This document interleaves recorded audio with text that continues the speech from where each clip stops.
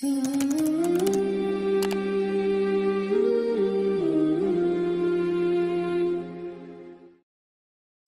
রহমানির রহিম। নাহমাদুহু ওয়া নুসাল্লি আলা রাসূলিহিল কারীম, আম্মা বা'দ। দ্য মেসেজ একাডেমির হজ ও উমরা কোর্সের আজকের আমরা দ্বিতীয় সেশন শুরু করছি। আজকে আমরা কিছু হজের গুরুত্বপূর্ণ বিষয় নিয়ে আলোচনা করব। হজের ফরজ, ওয়াজিব এবং হজের দিনগুলোর কাজ, বিশেষ করে ৮ তারিখ থেকে শুরু করে ৮, ৯, ১০, ৯, ১০ এই ৩ দিনের কাজ।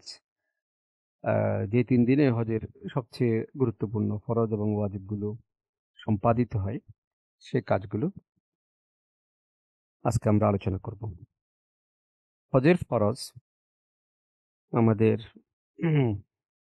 যেহেতু প্রণিধানযোগ্য, আমাদের মাযহাব হচ্ছে হানাফি মাযহাব বাংলাদেশে, এবং আমাদের দৃষ্টিকোণে যে হজের ফরজ হলো ৩টি। একটি হচ্ছে ইহরাম বাঁধা, যেটি সাধারণত আমাদের দেশের হাজিরা নিজেদের বাড়ি থেকে বা এয়ারপোর্ট থেকে ইহরাম বেঁধে যায়। সাধারণত নিয়ম হচ্ছে মিকাত পার হওয়ার আগে ইহরাম বাঁধতে হয়। তারপরে আরেকটি ফরজ হচ্ছে, সবচেয়ে বড় ফরজ, আরাফায় অবস্থান করা, আরাফাতের ময়দানে, যেটি ৯ তারিখ অবস্থান করা হয়। এটি সবচেয়ে বড় ফরজ।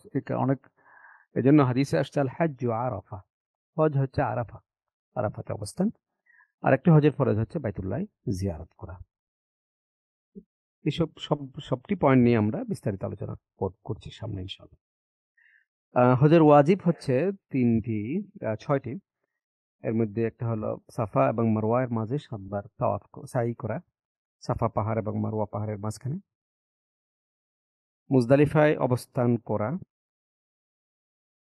তারপর হচ্ছে মিনায় জামরাসমূহে পাথর নিক্ষেপ করা।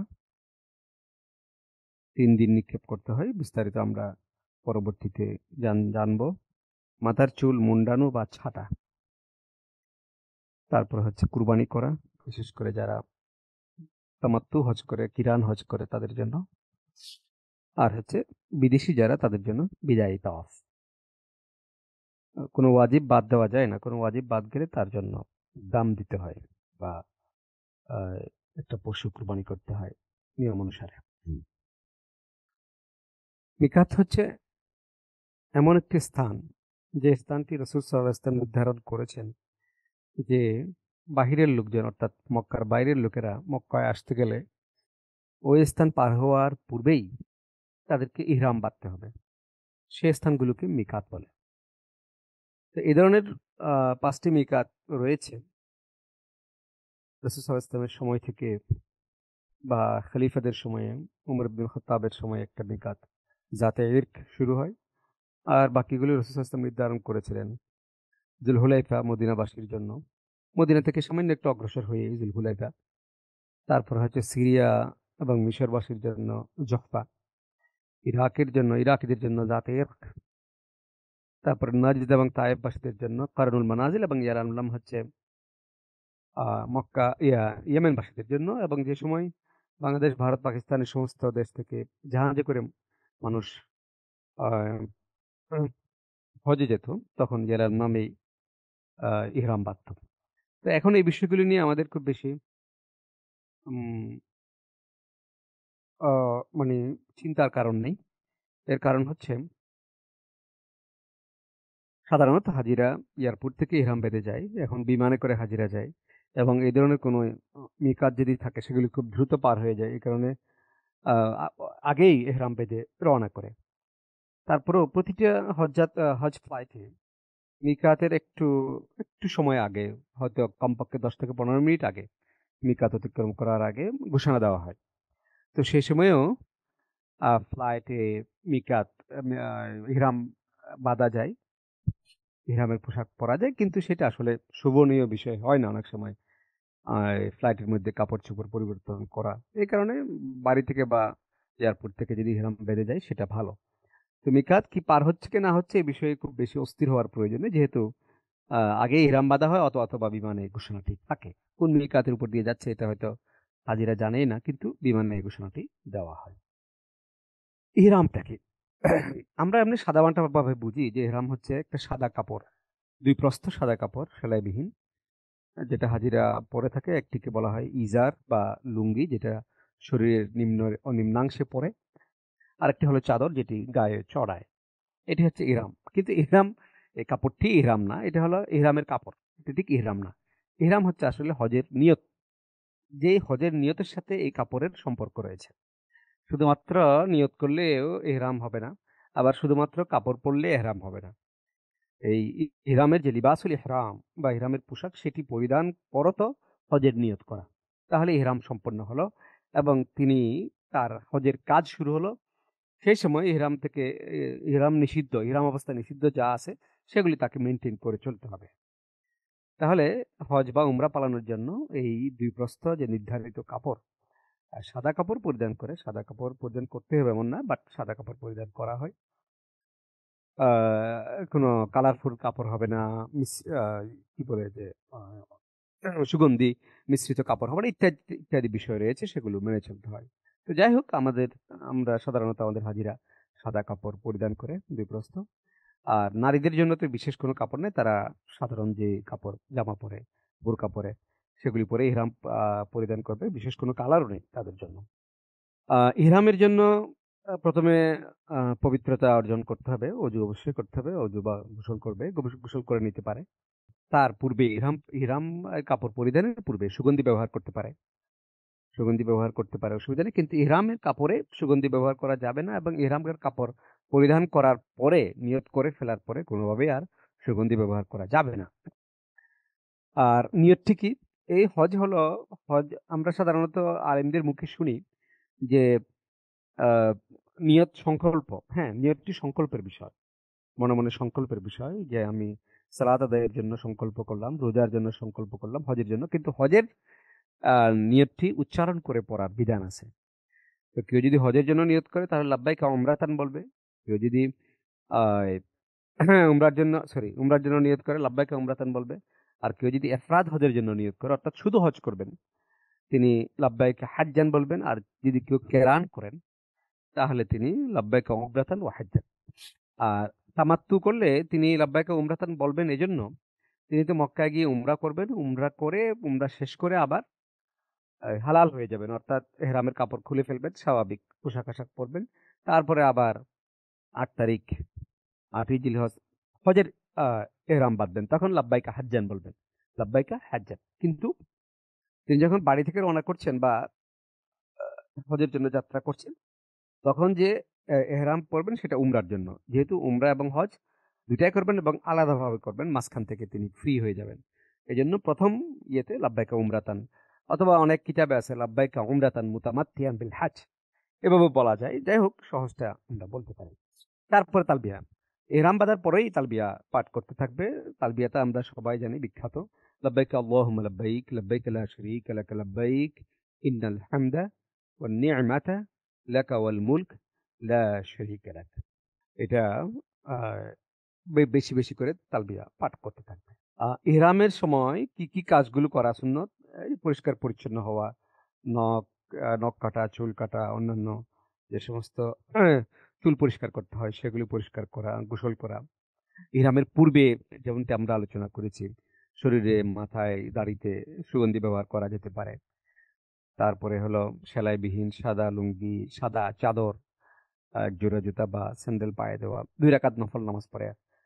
এটাকে ইহরামের সময় 2 রাকাত নফল নামাজ আদায় করতে হয়, করা সুন্নত। উচ্চস্বরে তালবিয়া পাঠ করতে হবে। নারীরা নিম্ন স্বরে নিঃশব্দে পাঠ করবে। আর ইহরামের পর থেকে তালবিয়া পাঠ পড়তেই থাকবে। তালবিয়া কখন শেষ করবে সেটা আমরা বলবো। তালবিয়া পড়তেই থাকবে, তবে বিশেষ কিছু অবস্থায় তালবিয়া পড়াটা বেশি গুরুত্বপূর্ণ, বিশেষ করে সালাতের পরে উঁচু স্থানে উঠলে। এগুলি আসলে আগেকার হাজিদের জন্য, আহ, যারা বাহনে চড়ে, গাধা, উট বা ঘোড়া চড়ে হজে যাত্রা করত, তাদের জন্য এইসব বিষয়গুলি আসছে। কখনো যদি কোনো উঁচু স্থানে উঠে, তাহলে তালবিয়া পড়বে, বিশেষভাবে তালবিয়া পড়বে। কোনো নিচু স্থানে নামলে পড়বে, কোনো হজ যাত্রীদেরকে দেখলে পড়বে। সকালে বিশেষ করে বেশি বেশি করে তালবিয়া পাঠ করবে। এমনি সাধারণভাবে এহরাম বাঁধার পর থেকে তালবিয়া পাঠ করতে থাকবে, মাঝে মাঝে তালবিয়া পাঠ করবে। তালবিয়া পাঠ বন্ধ করতে হয়, সেটার একটা নিয়ম আছে। সেটা হলো, যিনি উমরার জন্য ইহরাম বেঁধেছেন তিনি যখন কাবাগর দেখবেন, মানে তিনি ইহরামের পর থেকে তালবিয়া পাঠ করতে থাকবেন, মক্কায় পৌঁছে তিনি যখন কাবাগর দেখবেন তখন তিনি তালবিয়া বন্ধ করবেন। আর যিনি হজের জন্য ইহরাম বেঁধেছেন তিনি তালবিয়া পাঠ করতে থাকবেন। ৮ তারিখ থেকেই তো হজের যাত্রা শুরু হয়ে গেল। মিনায় যাবে, তালবিয়া পাঠ করবে, মুজদালিফা আরাফাতে তালবিয়া পাঠ করবে, মুজদালিফায় তালবিয়া পাঠ করবে। 10 তারিখ 10ই জিলহজ যখন কঙ্কর নিক্ষেপ করতে আসবে তখন প্রথম কঙ্কর নিক্ষেপ করার সাথে সাথে তালবিয়া পাঠ বন্ধ করবে। তার পূর্ব পর্যন্ত তালবিয়া লাব্বাইক আল্লাহুম্মা লাব্বাইক সেটি পড়বে। ইহরাম অবস্থায় কিছু বিষয় নিষিদ্ধ। একটা হলো মাথার চুল ছাঁটা বা মুন্ডানো, হাত বা পায়ের নখ উপড়ে ফেলা বা কাটা, ইহরাম বাঁধার পর শরীর বা কাপড়ের সুগন্ধি ব্যবহার। ইহরাম বাঁধার পূর্বে সুগন্ধি ব্যবহার করা যায়। বিবাহ সংক্রান্ত আলোচনা বা প্রশ্ন, এটা একতলাপ আছে। কোন কোন ইমাম বলছেন এতে অসুবিধা নাই, কিন্তু মানে স্বামী স্ত্রীর যে সম্পর্ক সেটি প্রতিষ্ঠা করা যাবে না। পুরুষদের মাথা আবৃত করা যাবে না, নারীরা মাথা তো আবৃত করবে, নারীরা মুখও ঢেকে রাখতে পারে, তবে সেটা আহ মানে মুখ বেঁধে রাখবে না, আলগা একটা কাপড় দিয়ে দেবে, এমন ভাবে মুখ ঢাকবে যেন আবরণটা উঠানো যায়। নারীদের মুখ খুলে রাখারও বিধান আছে, কিন্তু ফিতনায় পড়লে, ফিতনার আশঙ্কা থাকলে নারীরা মুখ ঢেকে রাখতে পারে, কিন্তু সেটা আলগাভাবে ঢেকে রাখবে। ইহরামের বিধান যদি লঙ্ঘন করে, যেমন ইহরামের যে সমস্ত নিষিদ্ধ বিষয়গুলি আছে সেগুলো যদি লঙ্ঘন করা হয়, যেমন মাথার চুল ছাঁটা বা মুন্ডানো, ইহরামের বিধান লঙ্ঘনের জন্য কাফারা, ইহরাম অবস্থায় কেউ যদি ইন্টারকোর্স করে তাহলে তার ইহরাম ভেঙে যাবে, হজ এবং উমরা বাতিল হয়ে যাবে। এটা সবচেয়ে বড় বড় একটা হজ বাতিল হওয়ার কারণ। হোপফুলি এটা এটা হয়তো ঘটে না, কিন্তু কোনো কোনো ইমাম একটু ভিন্নতর বলেছেন যে অনেক বড় কাফারা দিতে হবে, যে উট কুরবানি করতে হবে, তাহলে হয়তো তার একটা কাফারা হয়। কিন্তু আবার অনেক ইমাম বলছে না, তার হেরামেই ভেঙে যাবে, তখন হজ উমরা বাতিল হয়ে যাবে।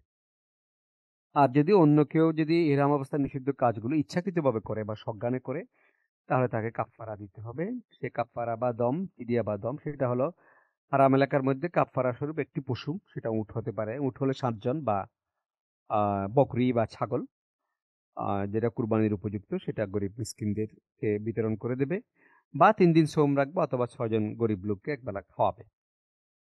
এগুলি হচ্ছে কাফারা। ইনশাল্লাহ আমরা যদি সতর্ক থাকি তাহলে ইহরামের যে বিধান সেগুলো লঙ্ঘনের কোনো ঘটনা আশা করি ঘটবে না। ইহরাম অবস্থায় কিছু কিছু বিষয় বৈধ, যেমন পানি দিয়ে গোসল করা, এটা বৈধ। গোসল করা বৈধ। এই জন্য ইহরামের 2 প্রস্থ কাপড় রাখা যেতে পারে, একটি পরিবর্তন করার জন্য। আহ, কাপড় ধুয়ে আবার শুকাইতে পারবে, সেই শুকানো কাপড় আবার আহ, পরিধান করতে পারবে। আর সুগন্ধিযুক্ত সাবান ব্যবহার করা কেউ কেউ এটাও বৈধ বলেছেন, কিন্তু এটা এড়িয়ে চললে ভালো, ব্যবহার না করলে ভালো। ইহরামের কাপড় ধোয়া এবং এর বদলে অন্যটি পরিধান করা, এটা তো আমরা বললাম। চশমা, ঘড়ি বা আংটি কিংবা শ্রবণ যন্ত্র ব্যবহার করা, মেসওয়াক করা, স্বাভাবিকভাবে মাথার চুল আঁচড়ানো বা চুলকানো, হ্যাঁ, ইচ্ছাকৃতভাবে না, স্বাভাবিক স্বাভাবিক নিয়মে মাথার চুল আঁচড়ালে যদি 2-1টা চুল পরেও যায় তাতে অসুবিধা নেই, কিন্তু সেটা ইচ্ছাকৃতভাবে একদম হাত দিয়ে চুল টানা টানা এভাবে নয়। আর ক্ষতিকর পোকামাকড় কিংবা হিংস্র প্রাণী থেকে যদি বাঁচতে হয় তাহলে সেটা হয়তো প্রতিরোধ করা যাবে, শিকারের জন্য নয়। আবার হাজিদের অনেক কিছু হয়তো গলার মধ্যে একটা ব্যাগ ঝুলাইতে হয়, কিংবা পিঠে ব্যাগ ঝুলাইতে হয়, কিংবা বেল্ট পরিধান করতে হয়, এগুলো জায়েজ। এগুলো যেহেতু শরীরের মূল পোশাকের সাথে সম্পর্কিত নয়, এগুলো জায়েজ। আমরা যদি ধারাবাহিক কাজের বিষয়ে আলোচনা করি, যে হাজি সাহেব ইহরাম অবস্থায় মক্কায় পৌঁছলেন, এখন তিনি মসজিদুল হারামে যাবেন, তাওয়াফ করবেন, তাহলে সেই কাজগুলো কিভাবে আহ, করবেন। উমরা বা হজ আদায়ের উদ্দেশ্যে ইহরাম অবস্থায় মক্কায় প্রবেশ করবে, সে সম্ভব হলে গোসল করবে। এটা রাসূল সাল্লাল্লাহু আলাইহি ওয়াসাল্লাম করেছেন। ইবনে উমর রাদিয়াল্লাহু আনহু থেকে বর্ণিত, তিনিও করতেন। যুতুয়া, মক্কার পাশে একটি যুতুয়া নামে জায়গা ছিল, যুতুয়া, এখন এই সমস্ত জায়গার কোনো চিহ্ন নাই। সেখানে গিয়ে রাসূল সাল্লাল্লাহু আলাইহি ওয়াসাল্লাম গোসল করেছিলেন, তারপর প্রবেশ করেছিলেন। সম্ভব হলে পড়বে। তালবিয়া পড়তে পড়তে কাবার উদ্দেশ্যে রওনা হবে। যে কোনো দরজা দিয়ে প্রবেশ করতে পারে। একটু ভাব গাম্ভীর্য, কাবাগরের মাহাত্ম্য, মর্যাদা, সম্মান এগুলো বিবেচনায় রাখা উচিত। এবং প্রবেশের সময় এই দোয়া পড়বে। ডান পা দিয়ে প্রবেশ করবে, এই দোয়া পড়বে। আউযু বিল্লাহিল আযীম ওয়া বিওয়াজহিহিল কারীম ওয়া সুলতানিহিল কাদীম মিনাশ শাইতানির রাজীম। বিসমিল্লাহি ওয়াসসালাতু ওয়াসসালামু আলা রাসূলিল্লাহি আল্লাহুম্মা ইগফিরলি যুনুবি ওয়াফতাহ লি আবওয়াব রাহমাতিক। এটি হাদিসে আছে। হাদিসে আছে এই দোয়াটি পড়ে কাবায় প্রবেশ করবে। হজ এবং উমরাকারীর জন্য প্রথম কাজ হচ্ছে বাইতুল্লাহ তাওয়াফ করা। সবার জন্য। তিনি যদি হজে কেরান করেন, আমরা এইসব ৩ প্রকারের হজ নিয়ে আগের লেকচারে আলোচনা করেছি। তিনি যদি কেরান হজ যাত্রী হন, যিনি উমরাও করবেন, হজও করবেন, কিন্তু মাঝখানে যিনি হালাল হবেন না, এহরামের কাপড় পরিধান করা অবস্থায় থাকবেন, ইনি হচ্ছেন কেরান। তামাত্তু হজ যদি করেন, অর্থাৎ যিনি উমরা করবেন, প্রথমে উমরা করার পরে তিনি হালাল হয়ে যাবেন, স্বাভাবিক পোশাক আশাক পরিধান করবেন, তারপরে আবার ৮ই জিলহজ হজের জন্য হিরাম বাঁধবেন। অথবা যিনি ইফরাত করবেন, অর্থাৎ তিনি শুধু হজেই করবেন, উমরা করবেন না, সবার জন্য মক্কায় গিয়ে প্রথম কাজ হচ্ছে তাওয়াফ। তাহলে যিনি কেরান করবেন বা যিনি তামাত্তু হজ করবেন, অর্থাৎ প্রথমে উমরা করছেন, তাদের জন্য এটি হচ্ছে উমরার তাওয়াফ। তাদের জন্য এটি হলো উমরার তাওয়াফ, মক্কায় গিয়ে প্রথম যে তাওয়াফ করবে। আর যিনি ইফরাত করবেন, অর্থাৎ শুধু হজ পালন করতেছে, তার জন্য এটা হচ্ছে তাওয়াফুল কুদুম বা আগমনী তাওয়াফ, বা এটা সুন্নত তাওয়াফ বলা হয়। সেই তাওয়াফটি তিনি করবেন। তাহলে অজু অবস্থায় তাওয়াফ করতে হয়, যেহেতু আমরা বাইতুল্লাহ প্রবেশ করছি, অজু অবস্থায় তাওয়াফ করতে হয়। এবং হাজর আসওয়াদ থেকে তাওয়াফ শুরু করবেন। হাজর আসওয়াদের আগেই হয়তো আপনাকে তাওয়াফের লাইনে ঢুকে যেতে হবে, কিন্তু কাউন্ট হবে হাজর আসওয়াদে। হাজর আসওয়াদ থেকে তাওয়াফ শুরু ধরতে হবে, আবার হাজর আসওয়াদে আসলে এক তাওয়াফ, এক চক্কর পূরণ হবে। হাজর আসওয়াদের উপর ২ হাত রাখবেন, সম্ভব হলে চুম্বন দেবেন, বিসমিল্লাহ বলে, আল্লাহু আকবার বলে আলতোভাবে চুম্বন করবেন সম্ভব হলে। সম্ভব না হলে এইসব ভিড়াভিড়ি করা উচিত নয়। মানুষের কাপড় ছিঁড়ে যায়, এহরামের কাপড় খুলে যায়, অনেক লোকের পাঞ্জাবি ছিঁড়ে যায়। এই ধাক্কি করে মানুষকে কষ্ট দিয়ে হাজর আসওয়াদ স্পর্শ করা, চুম্বন করা, এটা গর্হিত কাজ। এটার প্রয়োজন নেই। কোনো সময় যদি ফাঁকা থাকে, সম্ভব হয়, তাহলে হাজর আসওয়াদ স্পর্শ করে চুম্বন করবেন অথবা ইশারা করবেন, আল্লাহু আকবার বলে ইশারা করবেন। একটি সতর্কতার বিষয় হচ্ছে ইহরামের সময় কাবাকে বাম পাশে রাখবেন। হাতের বাম দিকে কাবাকে রাখতে হবে। এটা যেন ভিন্নতর না হয়। অনেক সময় ভিন্নতর হয়ে যায়। যেমন হাঁটতে, হাঁটতে আপনি কাবার দিকে ফিরে গেলেন না। আপনার শরীর কাবার দিকে ফিরাবেন না, কাবার দিকে তাকিয়ে থাকবেন না। কাবার দিকে তাকিয়ে থাকবেন না। হাতের বাম পাশে রেখে তাওয়াফ করতে থাকবেন, দোয়া পড়তে থাকবেন। তাওয়াফের পরে আপনি কাবার দিকে তাকিয়ে কাবামুখী হয়ে তখন সালাত আদায় করবেন, দোয়া করবেন। আর তাওয়াফের শুরুতে বলবেন আল্লাহুম্মা ঈমানান বিকা ওয়া তাসদীকান বিকিতাবিক ওয়া ওয়াফাআন বিআহদিক ওয়া ইত্তিবাআন লিসুন্নতি নাবিয়্যিকা মুহাম্মদ। এই দোয়াটি বলবেন। এখানে একটি ছবি দেওয়া হয়েছে কাবার আ এগুলো বোঝার জন্য। সেটা হলো, এখানে আমরা দেখতে পাচ্ছি হাজর আসওয়াদ যেখানে আছে, সেই হাজর আসওয়াদের কর্নার, এবং এইটার বিপরীতে মসজিদুল হারামের উপরে একটা সবুজ লাইট আছে। এই সবুজ লাইটটা দেখলে আপনারা বুঝতে পারবেন যে হজের আসওয়াদের সমান্তরাল আপনারা চলে আসছেন। সেখান থেকে তাওয়াফের গণনা শুরু। তারপরে মাকাম ইব্রাহিম এক জায়গায় পাওয়া যাবে। চারপাশে ঘুরে আসলেন, সামনে দিয়ে গেলে হাতিম। হাতিম সংলগ্ন যে কোণা, এটাকে বলা হয় রুকনে ইয়ামানি। রুকন মানে কোণা, রুকনে ইরাকি, সরি, রুকনে ইরাকি মানে ইরাকি কোণা, মানে ওই কোণার দিকের যেই দেশ সেটি ইরাক। এরপরে পার হয়ে গেলে যে কাবাগরের কোণাটি পাওয়া যাবে, এটাকে বলা হয় রুকনে শামি, মানে ওই কর্নারের দিকের যে দেশ সেটি হলো শাম বা সিরিয়া। তারপরে ঘুরে এসে যে কর্নারটি পাওয়া যাবে সেটা হলো রুকনে ইয়েমেনি, মানে ওদিকে হলো ইয়েমেন। এই হলো কাবাগরের 4টি কর্নার, দেওয়ালের 4টি কোণা। এক কোণায় হাজর আসওয়াদ, তারপর একটা হলো রুকনে ইরাকি, তারপর একটা রুকনে শামি, তারপর একটা রুকনে ইয়েমেনি। কেমন 400 চক্কর, এখানে 1 2 3 4 7 সিরিয়ালি নাম্বারগুলি লেখা হয়েছে। এর অর্থ এই নয় যে তাওয়াফগুলি ক্রমান্বয়ে দূরে দূরে করতে হবে না, আপনি যেদিকে সুযোগ পান সেদিকেই তাওয়াফ করবেন। জাস্ট এটা বোঝানোর জন্য নাম্বারগুলো এভাবে দেওয়া হয়েছে। আহ, তাওয়াফের আরো কিছু বিষয় রয়েছে, যেমন পুরুষদের তাওয়াফে প্রতিটি চক্করে ইস্তিবা করতে হবে এবং প্রথম 3 চক্করে রমল করা সুন্নাত। আরেকটা বক্তব্য এখানে আমি লিখছি, প্রথম তাওয়াফে কেবল ইস্তিবা ও রমল করবে। এরপরে তো অনেক তাওয়াফ করে, তাওয়াফ থাকতে পারে। কেউ যদি আলাদা উমরা করে তার জন্য তাওয়াফ থাকতে পারে, অথবা কেউ যদি তাওয়াফুল জিয়ারা অর্থাৎ তাওয়াফুস সাদর, ফরজ তাওয়াফ আছে, এরপর ওয়াজিব তাওয়াফ আছে, সেই তাওয়াফগুলির ক্ষেত্রে কিন্তু ইজতিবা নেই। ইজতিবা আমরা পরে ব্যাখ্যা করছি। এবং রমলও নেই। ইজতিবা এবং রমল দুটি হলো প্রথম তাওয়াফ। মক্কায় যাওয়ার পর প্রথম যে তাওয়াফ, মক্কায় যাওয়ার পর প্রথম যে তাওয়াফ, যেটাকে তাওয়াফ কুদুম বলা হয়। আর যদি সেটা তামাত্তু হজকারী বা কেরান হজকারী হয় তাদের জন্য উমরার তাওয়াফ, সেই প্রথম তাওয়াফেই ইজতিবা এবং রমল করবে। ইজতিবা কি? ইজতিবা হলো গায়ের চাদরটি এমনভাবে জড়াবে, পেঁচিয়ে নেবে যে মধ্যভাগ ডান বগলের নিচ, ডান বগলটা খালি রাখতে হবে। ডান বগলটা খালি রেখে চাদরের উভয় মাথা বাম কাঁধের উপর রাখবে। চাদরের উভয় মাথা বাম কাঁধের উপর রাখবে, মানে মূল কথা হলো ডান বগলটা খালি রাখতে হবে তাওয়াফের সময়। ডান বগলটা খালি রাখতে হবে, এটা হলো শুধু প্রথম তাওয়াফ। আর রমল হচ্ছে একটু জোরে সুরে হাঁটা, একটু বীর বিক্রমে হেলে দুলে হাঁটা। এটা প্রথম 3 চক্করে রমল করতে হবে, সেটাও আবার বলছি সেটা প্রথম তাওয়াফ। তো ইজতিবা করতে তো অসুবিধা নেই, ইজতিবা করবেন। এখানে যে ছবিতে দেখা যাচ্ছে হাজিরা দেখছেন, এরা ইজতিবা করেছে, ইজতিবা করবেন। কিন্তু রমল, রমলের বিষয়টা হচ্ছে যে রমল আহ, যদি ভিড় থাকে, যদি ভিড় থাকে এবং রমল করা সম্ভব না হয়, তাহলে রমল করবেন না। ইজতিবার জন্য তো আর ভিড়ের কোনো ব্যাপার না, ইজতিবা তো ব্যক্তিগত বিষয়। তাহলে মানুষকে ধাক্কাধাক্কি করে রমল করা যাবে না। যদি অনেক সময় ফাঁকা পাওয়া যায়, অনেক সময় ফাঁকা পাওয়া যায়, তাহলে সেক্ষেত্রে প্রথম 3 তাওয়াফে প্রথম 3 চক্করে রমল করবেন। আচ্ছা, রুকনে ইয়ামানি বরাবর আসলে তা স্পর্শ করবেন। ভিড়ের কারণে সম্ভব না হলে স্পর্শ না করেও চলবে, হাত দিয়ে ইশারা করলে চলবে। আমরা রুকনি ইয়ামানি চিনে আসি আবার একটু। রুকনি ইয়ামানি হচ্ছে চক্করের সময় হাজার আসওয়াদের আগের যে কোণা, সেটাকে স্পর্শ করা সুন্নাত। বাইতুল্লাহর অন্য কোনো কোণা স্পর্শ করা সুন্নাত নয়। 4টি কোণার এর মধ্যে রুকনি ইয়ামানি স্পর্শ করা সুন্নাত, হাজার আসওয়াদ স্পর্শ করা এবং চুম্বন করা সুন্নাত। বাকি কোনো কর্নার স্পর্শ করা সুন্নত নয়।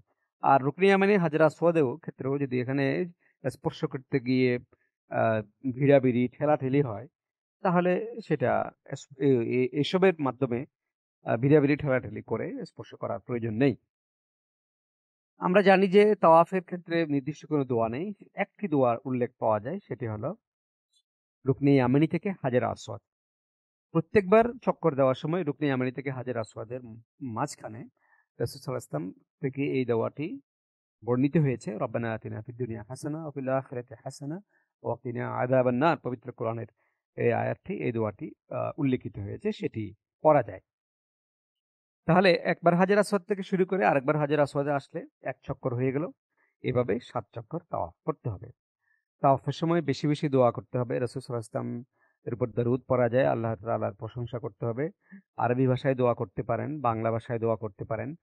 দোয়ার বিভিন্ন বই আছে, সেই বইগুলো দেখে দেখে দোয়া করতে পারেন। কোনো নির্দিষ্ট দোয়া নেই, প্রথম চক্করে এই দোয়া, দ্বিতীয় চক্করে এই দোয়া, তৃতীয় চক্করে এই দোয়া, এরকম কোনো নির্দিষ্ট দোয়া নেই।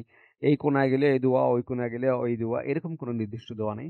যে কোনো রকমের দোয়া আপনার মাতৃভাষায়, আরবি ভাষায় করতে পারেন, কোনো অসুবিধা নেই। বেশি বেশি করে দোয়া করতে হবে, বেশি বেশি করে আল্লাহর প্রশংসা, বেশি বেশি করে এই রাসূল সাল্লাল্লাহু আলাইহি ওয়াসাল্লামের উপর দরুদ, এগুলি পড়তে হবে। এবং তাওয়াফের সময় অনেকে গল্প টল্পও করে, হ্যাঁ, কথাবার্তা বলে। যথাসম্ভব কথা বলা হারাম নয়, কিন্তু যথাসম্ভব সেগুলো এড়িয়ে চলেন এবং ধ্যানমগ্নতার সাথে, একনিষ্ঠতার সাথে আমাদেরকে দোয়া করতে হবে। তাওয়াফের পরবর্তী কার্যক্রম, তাওয়াফের পরে 7 চক্কর হয়ে যাওয়ার পরে একটি সালাত আছে, সেটি আদায় করতে হয় মাকামে ইব্রাহিমের কাছে। কিন্তু নিশ্চিতভাবে আপনি মাকামে ইব্রাহিমের কাছে জায়গা পাবেন না, কারণ মাকামে ইব্রাহিমের পরেও তাওয়াফ হয়, প্রচন্ড ভিড় হয় মাকামে ইব্রাহিমের কাছে। সুতরাং যেখানেই জায়গা করে নিতে পারেন মাতাফের মধ্যে, তাওয়াফের জায়গায় বা আরো পিছনে মসজিদে গিয়ে যেখানে পারেন সেখানে 2 রাকাত নামাজ পড়ে নেবেন। তারপরে জমজমের পানি পান, রাসূল সাল্লাল্লাহু আলাইহি ওয়াসাল্লাম তাওয়াফের পরে জমজমের পানি পান করেছেন, দাঁড়িয়ে জমজমের পানি পান করেছেন, কেবলামুখী হয়ে জমজমের পানি পান করবেন। এবং জমজমের পানি পানের সময় দোয়া করা যায়। ইবনে আব্বাস থেকে এই দোয়াটি বর্ণিত হয়েছে। ইবনে আব্বাস রাদিয়াল্লাহু আনহু এই দোয়াটি পড়তেন, আল্লাহুম্মা ইন্নী আসআলুকা ইলমান নাফিআন ওয়া রিজকান ওয়াসিআন ওয়া শিফাআন মিন কুল্লি দা। এই দোয়াটি ইবনে আব্বাস রাদিয়াল্লাহু আনহু পড়তেন। এই দোয়াটি পড়া যায়। মহিলাদের তাওয়াফ পুরুষের মতো, তবে তারা রমল এবং ইজতেবা করবে না। ইজতেবার তো প্রশ্নই ওঠে না, কারণ মহিলারা তো স্বাভাবিক তারা বোরকা পরে তাওয়াফ করবেন। আর এই যে জুড়ে সুরে হেলে দুলে যাওয়া, রামাল বা একটু তেজ দেখানো, বীর বিক্রমে চলা, সেটার কোনো প্রয়োজন নেই, মহিলারা এটা করবেন না। তারা সাধারণত খালি জায়গা না পেলে পুরুষদের ভিড় ঠেলে আহ, চলবেন। হাজরা আসওয়াদ বা রুকনি ইয়ামানি এই ভিড়াভিড়ির মধ্যে স্পর্শ করতে হবে না বা চুম্বন করতে হবে না। তারা নিম্নস্বরে দোয়া পড়বেন, নিম্নস্বরে জিকির করবেন এবং রূপ লাবণ্য প্রকাশ পায় এমন কোনো কাজ করবেন না। কোনো নারী যদি পিরিয়ডের অবস্থায় থাকেন তাহলে তিনি তাওয়াফ করবেন না। এই একটি মাত্র জায়গা, একটি মাত্র ক্ষেত্র যেটি হজের কাজ পিরিয়ড অবস্থায় করা যায় না। অন্য সকল কাজ করা যায়, হজ এবং উমরার কাজ, অন্য অন্য কাজগুলো করা যায়, কিন্তু এই কাজটি করা যায় না, কারণ এখানে মসজিদে যেতে হয়, বাইতুল্লাহ ঢুকতে হয় এবং মাতাওয়াফে তাওয়াফের জায়গায় তাওয়াফ করতে হয়। এই কারণে এটি তারা করতে পারে না। তাওয়াফ ছাড়া অন্যান্য যে সমস্ত কাজ, আরাফা মুজদালিফা অবস্থান করা, কঙ্কর নিক্ষেপ করা, কুরবানি করা, দোয়া জিকির করা, এসব কাজে তারা করতে পারে। আর যদি পবিত্র হওয়া পর্যন্ত তাওয়াফে জিয়ারতের জন্য অপেক্ষা করতে না পারে, তাহলে পরে আদায়ের সুযোগও না থাকে, তাহলে কোনো একটা ব্যবস্থা নিয়ে আহ, তাওয়াফ করে নিবে। অথবা যদি কোনো মেডিসিন ইত্যাদি ব্যবহার করা ক্ষতিকর না হয়, সেগুলি ব্যবহার করা যায়। এ বিষয়ে আধুনিক যুগের আলিমগণ মতামত দিয়েছেন, সেটা ব্যবহার করা যেতে পারে। তাওয়াফে যে সমস্ত ভুল করেন সেইগুলি সম্পর্কে আমরা একটু দৃষ্টি আকর্ষণ করতে চাই। সেটা হলো তাওয়াফের ক্ষেত্রে পবিত্রতা অর্জন। তাওয়াফে অজু করতে হয়, তাওয়াফ অজু করতে হয়, এবং সেখানে সতর ডাকতে হয়। হাজের আসওয়াদ থেকে তাওয়াফ শুরু করতে হয় এবং হাজের আসওয়াদেই তাওয়াফ শেষ করতে হয়। তাওয়াফ সময় আমি আগেও বলেছি যে কাবাগরকে হাতের বাম পাশে রাখতে হয়। অনেকে তাওয়াফ করার সময় এমনভাবে মুভমেন্ট করেন যে কাবাগর হাতের বাম পাশে থাকে না, দেখা যাচ্ছে তিনি কাবাগরের মুখোমুখি হয়ে গেছেন।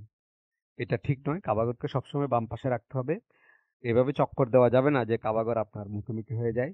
আর তাওয়াফকে ধারাবাহিকভাবে করতে হবে, গ্যাপ দেওয়া যাবে না। কিন্তু যদি মাঝখানে নামাজের সময় হয়ে যায়, ফরজ নামাজের সময় হয়ে যায়, তারা নামাজ আদায় করে তারপরে অবশিষ্ট চক্করগুলো পূরণ করা যাবে। তাওয়াফের প্রত্যেক চক্করের জন্য আলাদা আলাদাভাবে দোয়া, এটা সহিহ হাদিসে পাওয়া যায় না, এটা সুন্নাহ সম্মত নয়। তাওয়াফের যে কোনো সময় যে কোনো চক্করে মানুষ যে কোনো দোয়া করতে পারে। তার যে কোনো বই থেকে দোয়া দেখে দেখে পড়তে পারে, মুখস্থ দোয়া করতে পারে, কিংবা তার মাতৃভাষায় তিনি যে কোনো দোয়া করতে পারেন, এতে কোনো অসুবিধা নেই। আর আগে যেমনটি বলছি, হাজর আসওয়াদ চুম্বন করার জন্য, হাজর আসওয়াদ স্পর্শ করার জন্য ঠেলাঠেলি করা, ধাক্কাধাক্কি করা, অন্য মানুষকে কষ্ট দেওয়া, এগুলি উচিত নয়।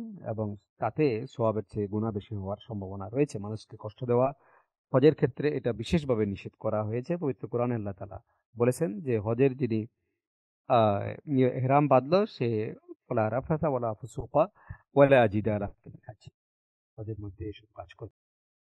আর একটা হচ্ছে, অনেক মানুষ ইজতিবা যেটা করে, অর্থাৎ ডান কাত উন্মুক্ত রেখে যে তাওয়াফ করে, তারপরেও ইজতিবা অবস্থায় থাকে না।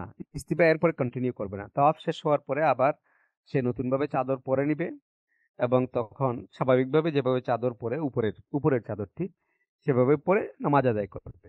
তাওয়াফের পরে ইস্তিবা কন্টিনিউ করবে না, ইস্তিবা অবস্থায় থাকতে হবে না। সাফা এবং মারওয়ায় সাই, এটা হলো তাওয়াফের পরবর্তী কাজ। তাওয়াফ করার পরে 2 রাকাত সুন্নত নামাজ পড়লো, জমজমের পানি পান করলেন, এবার সাফা এবং মারওয়ায় সাই করবেন। ওখানে ইঙ্গিত পাবেন আপনারা, সাফা মারোয়া কোন দিকে সেটা ইঙ্গিত পাবেন।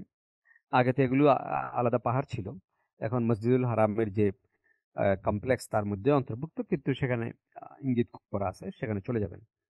সাফা এবং এটার এক দুই তিনটি ফ্লোর আছে, 3 ফ্লোরে এটা করা যায়। এটা শুরু করতে হবে সাফা দিয়ে, তাওয়াফটা শুরু করবে সাফা দিয়ে, তারপরে মারোয়ায় যাবে, মারোয়ায় গেলে 1 চক্কর হয়ে যাবে, আবার মারোয়া থেকে সাফায় আসলে 2 চক্কর। তার মানে তাওয়াফ শুরু হবে সাই শুরু হবে সাফাতে, আর সাই শেষ হবে মারোয়ায়।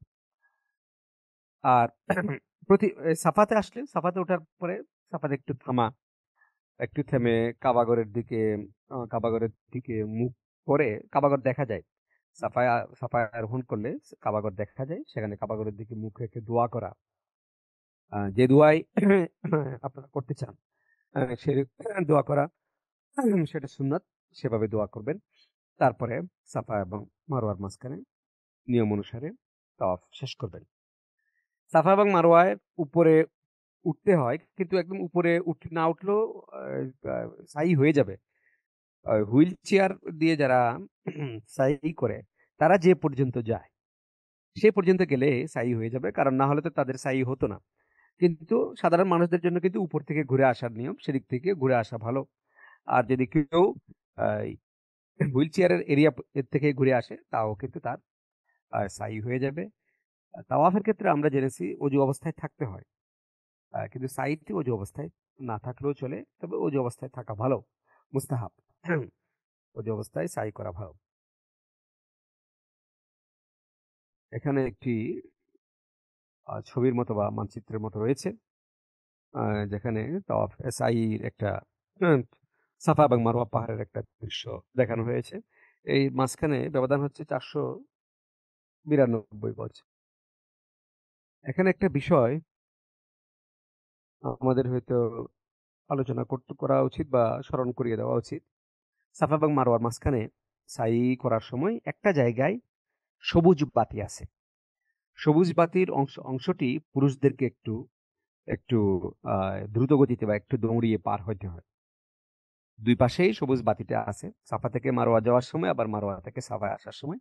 সেই অংশটি পুরুষরা একটু দ্রুত গতিতে বা একটু দৌড়িয়ে অতিক্রম করবে। এটা সবুজ বাতির এলাকাটি অতিক্রম করার নিয়ম। এখন তাওয়াফ শেষ হলো, তাওয়াফের পরে সাই শেষ হয়ে গেল, তার মানে হচ্ছে উমরা হয়ে গেছে। যারা হজ্জে কিরান করছেন তাদের উমরা হয়ে গেল, যারা হজ্জে তামাত্তু করেছেন তাদের উমরা হয়ে গেল। যারা হজ্জে কিরান করবেন তারা উমরা এহরাম অবস্থায় থাকবেন। যারা হজ্জে ইহরাম করবেন তারা ইফরাদ করবেন, তারা এহরাম অবস্থায় থাকবেন। কিন্তু যারা তামাত্তু হজের নিয়ত করেছেন তারা এহরাম থেকে মুক্ত হয়ে যাবেন। তারা হয় মাথার চুল মুন্ডিয়ে ফেলবেন, অথবা চুল ছোট করবেন, অথবা চুল মুন্ডাবেন, মাথা শেভ করে ফেলবেন, এহরাম থেকে মুক্ত হয়ে যাবেন। স্বাভাবিক পাজামা, পাঞ্জাবি, লুঙ্গি যা পরবেন। তার মানে তারা আর এহরাম অবস্থায় নেই, তারা স্বাভাবিক অবস্থায় চলে গেলেন।